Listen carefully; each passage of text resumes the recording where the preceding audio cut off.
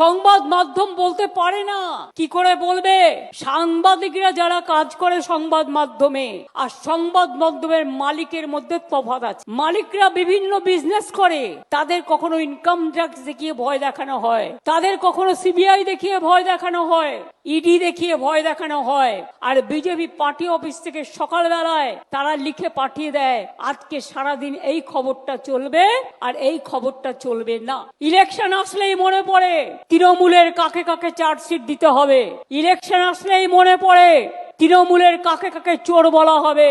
Election আসলেই মনে পড়ে তৃণমূলের কাকে কাকে জেলে ভরানো হবে। জেলে তো ভরেছেন অনেককে, কটা প্রমাণ করতে পেরেছেন আজ পর্যন্ত? লজ্জা করে না? আরজিকর কেসের আজ পর্যন্ত সমাধান করতে পারেননি। কেসের পর কেস চলছে, কোন মুখে কথা বলেন আপনারা?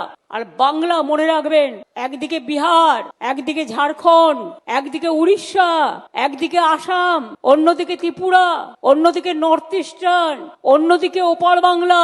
সব সামলাতে হয় আমাদের। সবকিছু সামলে বাংলায় যদি কখনো একটা ঘটনা ঘটে, 11 কোটি 12 কোটি মানুষ হয়ে গেছে বাংলায়, 11 কোটি তো হবেই। সেন্সাস হলে বুঝতে পারবেন, কারণ 2009-এর সেন্সাসের আজকে প্রায় অনেক বছর পার হয়ে গেছে। এটা কাউন্ট হয়নি। বুঝতে পারবেন যে আমাদের লোক সংখ্যা কতটা এক্স্যাক্টলি, কারণ আমরা পরিষেবা দিতে গেলে সেটা বুঝতে পারি।